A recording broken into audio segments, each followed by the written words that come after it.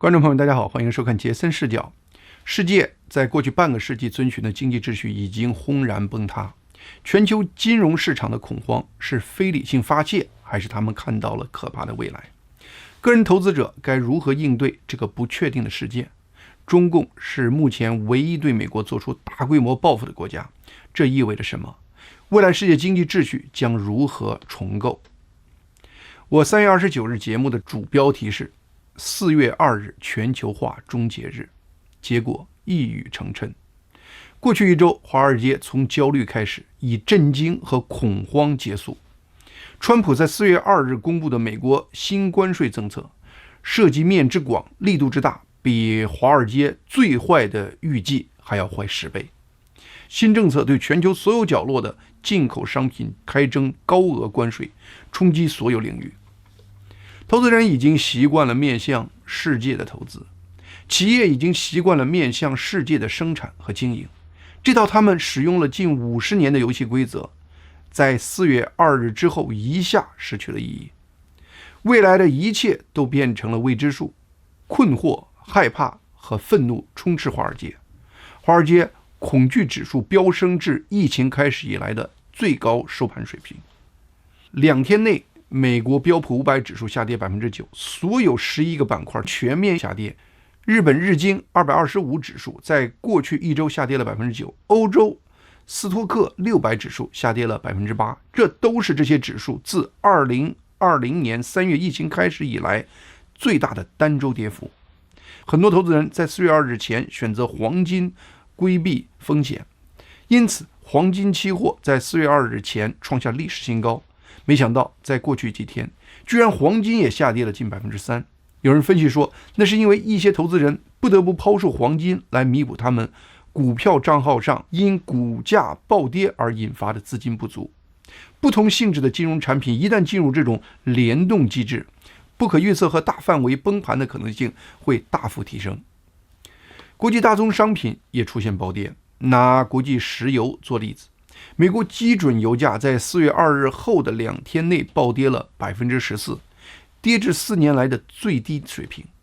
没人能说清这样的暴跌到底是过度反应还是理性调整。有人说，就目前的供需数据来看，这次油价暴跌幅度过大，是不理智的。但也有人说，油价还会进一步下跌，因为目前的油价无法抵消中国需求下降和美国经济受损的影响。现在已经没人能预测未来油价的底部在哪里，因为传统的预测油价的数学模型在新的国际贸易框架下全部失效。众多经济学家预测，美国的新关税将引发国际贸易战，从而推高全球物价，抑制全球的生产和消费，从而增加全球经济衰退的概率。摩根大通银行已经把全球经济衰退的可能性从 40% 提高到 60%。 目前看，大多数经济专业人士对川普4月2日宣布的美国新关税政策都持批评态度。一个著名市场策略师形容美国股市这轮暴跌是美国自己抠喉咙诱导出的剧烈呕吐。一贯讨厌川普的《财经时报》更是直接大骂川普，说这将成为美国经济史上最严重的自残行为。就连一些川普的支持者在社交媒体上也表示，川普希望用大幅度提高关税的办法来逼迫制造业回流美国，是不切实际的梦想。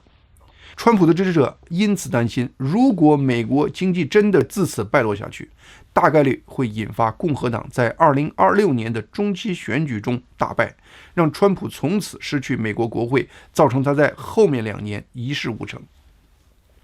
一些反川普的经济人士断言，川普4月2日的关税决定是他和他的团队在无知的状态下做出的莽撞误判。这个误判将让美国和世界经济蒙难。那么，川普的全球关税政策是否真的是一拍脑瓜做出的冲动之举呢？川普周围的众多亲信都是来自商业界的成功人士，以这些人的智商，我绝对不相信像4月2日全球关税这样历史性的政策革命会来自他们的草率决定。有人甚至说，4月2日的美国全球性关税政策在川普心里已经谋划了近40年。那么，川普全球关税政策背后真正的谋划是什么呢？短期看，川普想赚钱，用赚的钱来解决美国迫在眉睫的债务危机。长期看，川普是想让美国在2战后第3次构建世界经济新秩序。具体来讲，短期来看，美国政府非常缺钱，川普政府需要找到立刻来钱的渠道，来解决燃眉之急。川普的财政部长贝森特在近期的一个访谈中，罕见地批评了他的前任耶伦，说耶伦不该大量发行1年期以内的短期国债。贝森特说，他上任后才意识到今年美国政府还债的压力有多大。2025年，美国有接近3万亿美元的国债到期要偿还，其中大部分是短期国债。同时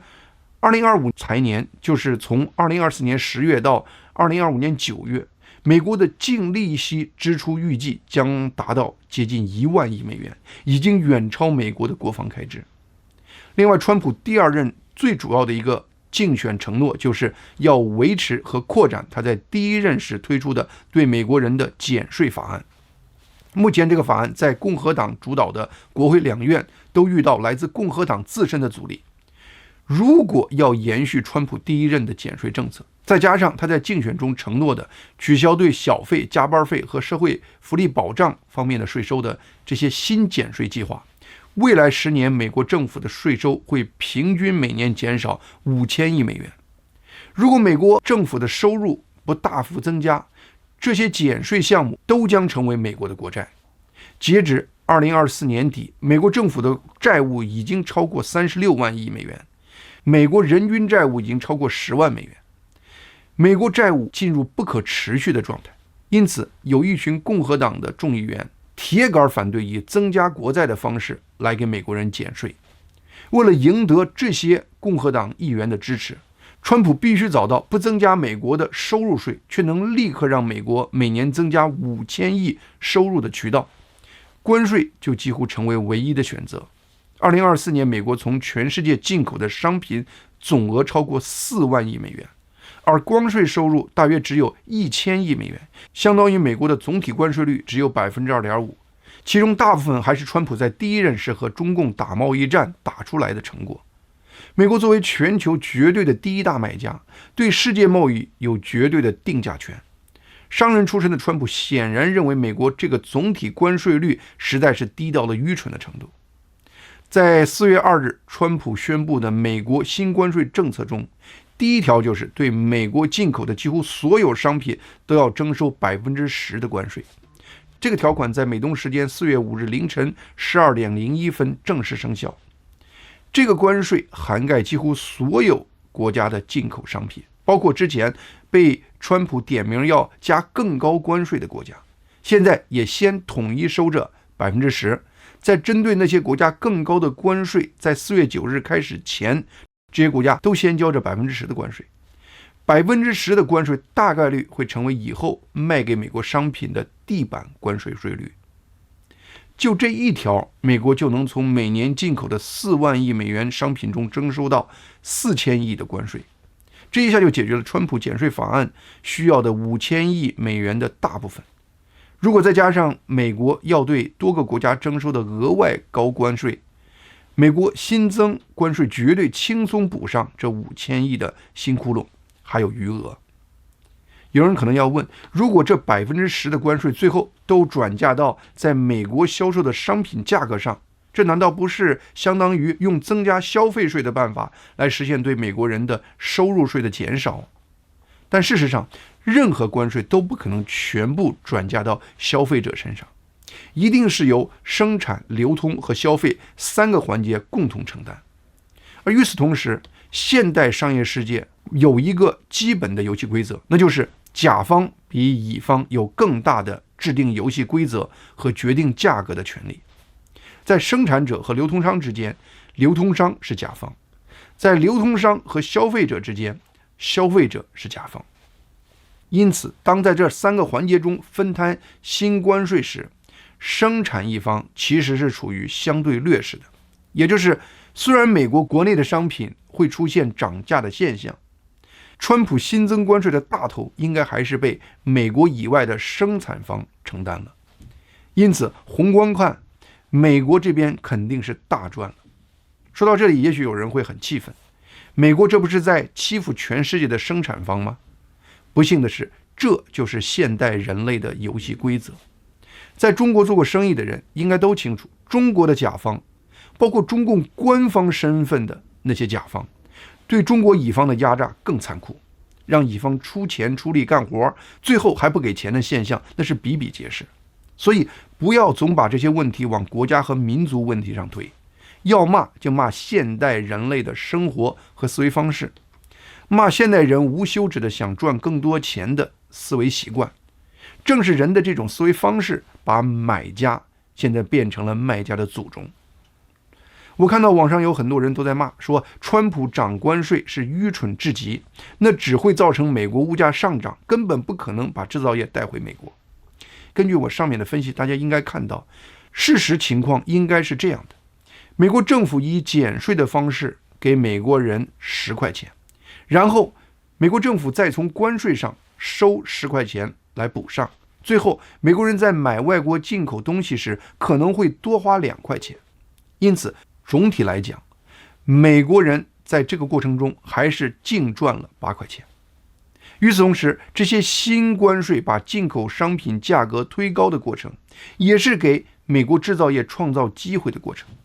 如果美国制造业能因此得到一些发展，那当然很好。但是就是如一些人预料的，最终美国制造业还是没有快速发展起来。美国人在这个过程中净赚了8块钱，这个利益是没有改变的。上面谈的是川普涨关税的短期谋划，有人还分析了川普团队这样干可能的长期谋划。川普经济策略设计师，他的财长贝森特最近说，川普的关税政策开启了重新调整国际经济秩序的进程。这暗示目前关税引发的混乱，也许是一个更宏大计划的开端，是颠覆美国此前亲手建立的世界贸易体系的开始。二战后，全球经济秩序出现过2次重大转变：1944年建立的布雷顿森林体系，以及80年代初由里根和撒切尔夫人开启的新自由主义的世界秩序。目前，川普似乎在试图开启一个全新的全球秩序。贝森特在他最近的讲话中提出了一个绿桶、黄桶和红桶的对世界国家分类理论。在这种分类下，不同国家将享受美国不同的待遇，有些国家能获得低关税和军事保护，甚至优先获得美元，而对剩余其他国家的态度是让他们自生自灭，甚至成为经济竞争对手。除了贝森特外，据说参与川普新经济策略设计的还有新任首席经济顾问，毕业于哈佛的莫兰博士。他的论文《重塑全球贸易体系用户指南》曾在华尔街引发轰动。贝森特和莫兰这2个人都对美国工业空心化问题非常担心。从1950年代以来，美国制造业增加值占总产出的比例从 28% 下降到了今天的仅 10%。川普团队关心这个问题，除了经济和就业的原因外，还有对美国国家安全的担心。目前，美国工业实力远落后于中国，在战争时期将是一个巨大的劣势。副总统万斯提到，中国一家国企去年建造的商船数量超过了2战结束以来美国全国造船量的总和。那为什么美国要同时对所有国家加征关税，甚至对最亲密的盟友也不例外呢？要理解这一点，我们需要回顾一下2战后美国主导的全球秩序。第一个是1944年到1973年的布雷顿森林体系，当时规定美元和黄金挂钩，而所有加入这个体系的国家都需要将本国货币与美元挂钩，同时这些国家依靠美国得到军事保护。美国会通过马歇尔计划和开放市场来帮助盟友提升国力。这个体系让所有和美国友好的国家在2战后迅速崛起。同时，美国也获得了可靠的盟友来对抗共产主义，为美国获得了更多的出口市场，并巩固了美元作为全球储备货币的地位。随着世界经济的快速发展，这个体系开始面临所谓的特里芬难题。随着全球经济增长，对美元的需求不断增加，但黄金的数量相对稳定。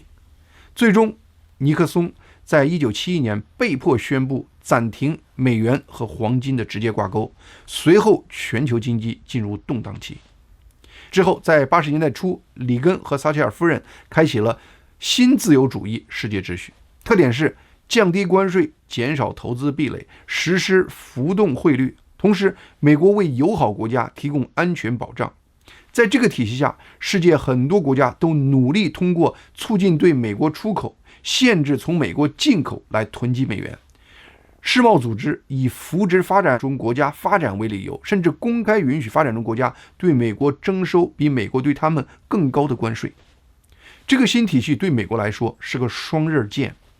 一方面它进一步让美元强势，让美国能在全球维持庞大军力，并让美国人普遍更富裕。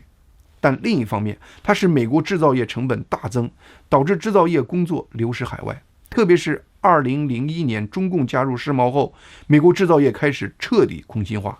同时造成美国国内贫富分化加剧。正是这些因素在2016年帮助川普当选，并发动了第一场贸易战，标志着新自由主义世界秩序的终结。但川普启动的第一场贸易战并没有阻止美国制造业空心化，阻止中国制造业的进一步崛起。拜登政府试图通过大规模政府补贴来发展美国制造业，但贝森特和莫兰认为这种方式不可持续，它只会导致高额的政府债务，对真正强化美国制造业的效果非常有限。核心原因是目前的国际商业秩序，包括汇率和关税等，对在美国本土发展制造业极度不利。川普和他的团队认为，美国必须彻底放弃80年代开始的新自由主义的国际秩序，创建一个能够让美国有机会重新发展制造业的新国际秩序。川普强调，美国必须保住美元的储备货币地位，否则美国将沦为第三世界国家。因此，川普需要一个新秩序，那个新秩序有一定的机能，既能继续保住美元的全球储备货币地位，又能帮助美国实现工业和制造业的回归。虽然大多数经济学家认为这两项目标不可能兼得，但莫兰在他的论文中却说这完全是可能的。综合莫兰和贝森特迄今从多个渠道透露的信息，有人把川普创建世界新秩序的计划分为3步。第一，就是制造当前新关税引发的混乱。川普政府不关心股市崩盘或经济暂时表现不佳，对敌人和友邦全面施加高额关税，以创造谈判筹码。第二步是对等关税。川普意识到，他和中共第一场贸易战失败的核心原因是中国增加了对墨西哥、越南等国家的出口，通过这些国家转道出口到美国。现在川普通过将初期的关税扩大到所有国家，迫使所有想和美国未来做生意的国家接受某种形式的货币协议，以换取美国承诺对他们的降低关税。那么第3步就是达成一项划时代的海湖庄园协议。这个新协议和布雷顿森林体系相似，但没有与黄金挂钩这条。进入这个协议的国家会同意把他们的货币和美元挂钩，并且同意在美元过于强势的时候，让他们的国家的货币对美元升值。作为回报，他们可以进入美国市场，甚至可能得到美国的军事安全保障。这样一来，美国能在保持美元储备货币地位的同时，让美元能在国际贸易需要时贬值。如果能达成货币协议，让美国能以美元走弱的方式来平衡贸易，美国就不需要依靠高关税来解决和这些国家的长期贸易失衡问题。那么对这些国家的关税就可以低很多，因此这些国家将被美国作为绿色国家来对待。目前因为川普新关税引发的混乱，只是川普政府为未来创造谈判筹码的一种手段。他们最终的目标是利用和绿色国家的互惠关税来平衡和另外2类国家，也就是红色和黄色国家的竞争环境。理论上，如果足够多的国家选择作为绿色国家，加入新的美国世界秩序，将他们的货币和美元挂钩，就能帮助美元在保持美元储备货币地位的同时重振美国制造业。但关键问题是，川普如何能让足够多的国家希望成为美国的绿色国家？这需要他们对美国建立极大的信任。在当今世界，能否重建这种信任，将决定川普这个宏伟的经济计划的成败。好，到此为止，我们讲了川普团队出台新关税政策其背后可能的短期和长期的谋划思路。现在，川普已经启动了全球关税，世界在过去几天果真进入了旧经济秩序崩塌的混乱状态。随后，美国和世界各国经济会不会按照川普团队当初的设计思路进入下一个状态呢？世界经济体系如此复杂和高度耦合，地缘政治如此之纷繁，人心如此之难以预料。川普团队不可能神奇到能全面预测世界对他们新政策的具体反应，也不可能有100%的信心，他们当初基于理论设计出来的这个策略，最终一定能实现他们的目标。人世间一切大事其实都是谋事在人，成事在天。川普团队可以有他们的谋划，然后做出这样的历史性的关税决策，引发这场全球性的经济大地震。但是到目前为止，川普就已经完成了他能做的那部分。在此之后，会出现一系列什么样的余震？余震彻底结束后，世界会呈现出一个什么样的新经济格局？那应该已经超出了川普的控制范围，应该已经落入了成事在天的范畴了。人如何能了解天意？目前我能做的就只是耐心等待和细心观察，等待川普引发的这场巨型地震后，主要余震也都结束后，在这个过程中细心观察美国经济有什么实质反应，观察世界各国有什么实质回应，通过这些观察来斗胆揣度天意的安排。截止我做节目的时候，我的观察发现，目前美国和全球金融市场的动荡对美国普通老百姓来讲其实影响不大。同时和美国老百姓生活息息相关的一些经济因素，在川普引发的这场混乱中，至少现在居然在向好的方向发展。贝森特在一个访谈中提到，美国财富前10%的人拥有美国88%的股票，接下来的40%的人拥有美国12%的股票，底层50%的人，他们根本没有股票，没有房产，他们只有汽车贷款和信用卡账单这样的负债。因此，对多数美国人来说，股市的涨跌不会让他们和华尔街一样揪心。和美国老百姓更息息相关的问题是，我有没有工作，油价有没有上涨，房价我能否承担得起等等。美国劳工部4月4日公布了3月份美国的就业报告，表示美国新增22万8千个岗位，远超预期。这显示美国经济当前的基础非常稳固。另外，我们前面提到，川普关税引发的恐慌让全球油价暴跌，这对保持美国的油价稳定也非常重要。从川普第2次入主白宫后，就一直希望美国国债收益率，特别是10年国债收益率能降下来。一方面，国债收益率下降，美国需要偿还的利息的压力就会降低一些。更重要的是，美国10年的国债收益率和老百姓房贷利率直接相关，10年国债收益率越低，房贷利率就越低。4月2日，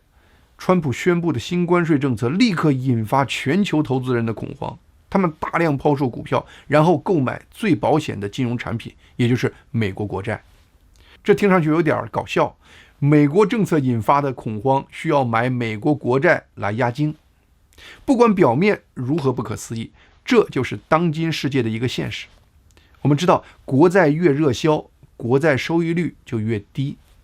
在川普宣布新关税政策后的短短3天，美国10年国债收益率就下降了0.2个百分点，在过去半年里首次跌破4%。所以至少在此时此刻，川普高关税消息给美国普通老百姓带来的是更低的油价和更低的房屋贷款利率，都是好消息。另外，从世界各国对新关税政策的第一时间反应看，多数国家目前都在观望，但有一些国家已经开始努力创造条件，谋求和美国进一步和谈。例如以色列、阿根廷、越南等已经宣布计划取消对美国所有的关税。印度、加拿大等国也宣布会考虑降低对美国的关税，并可以考虑和美国朝零关税的方向迈进。另外，墨西哥、日本、韩国、澳大利亚、英国等国虽然不高兴川普大幅度加税，但目前他们没有计划对美国征收关税进行报复。德国和欧盟虽然大骂川普，暗示可能会对美国进行报复，但却没有实质的行动。第一个正式出台对美国实施全面报复的是中共。4月4日，中共宣布从4月10日凌晨起，对原产美国的所有进口商品加征34%的关税，并全面禁止向美国公司投资。另外，中共商务部宣布将16家美国实体列入出口管制。中共海关总署宣布，为保护中国消费者健康和中国畜牧业安全，暂停6家美国企业产品出口中国的资质。随着中共报复消息的出台，美国股市在4月4日进一步暴跌，世界最大的2个经济体从此已经无法挽回的走向彻底脱钩的轨道。很快，川普在他的社交媒体上用大写字母写道：“中国玩砸了，他们慌了，这是他们最无法承受的错误。”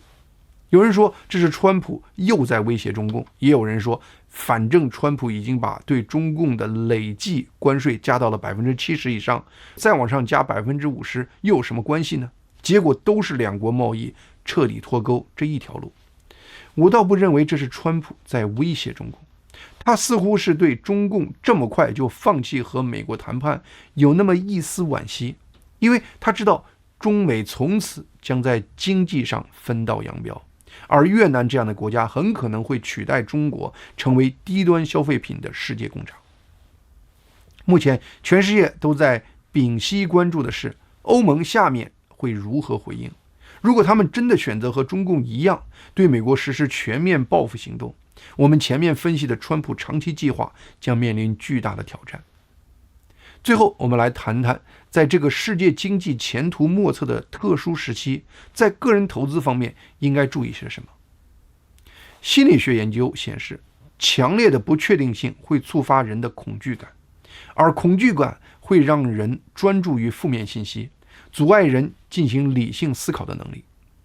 川普的新关税政策目的就是为了摧毁过去70多年的国际经济秩序，目的就是创造某种恐慌。过去在类似的情况下，投资者可以用参考历史数据来平复他们对未来不确定性的恐慌感，但川普现在做的事情近1个世纪都没有出现过，投资者根本没有数据可以参考。这也就意味着头脑清醒在这个时刻比以往任何时候都更困难，但也更重要。在这个时刻，一个资产管理专家建议个体投资者使用一个3层金字塔模型来做决策，从下往上代表你以后可能后悔的概率从小到大。金字塔底层是那种你现在做将来大概率不会后悔的事情，例如收紧家庭预算、增加储蓄等。第2层是你日后可能会有些后悔的事情，例如将股息或基金分红以现金形式取出，而不是再投资，把目前的投资组合进行再平衡，卖出上涨的，买入下跌的。而金字塔的第3层就是那些日后很难逆转的决定，可能让你未来非常后悔，例如抛售所有股票或大举押注兜底反弹等。专家建议，在你用尽下面2层选项前，不要考虑第3层决策，因为下面2层的操作不需要你准确预测这场贸易战的最终结果。最后说一下我今天杰森新闻快递的节目，是马斯克4月5日在意大利联盟党大会上视频连线发言的口译节目。时间不长，但内容非常重要。马斯克直言不讳地讲了，在这次关税战中，他希望欧洲和美国可以达到的最佳状态，还有他自己对欧洲未来的悲观看法及其原因。节目链接就在我这个节目的描述栏中。好，今天杰森视角的节目就到这里，谢谢大家的收看，希望大家能够订阅和推荐杰森视角以及杰森新闻快递这2个频道。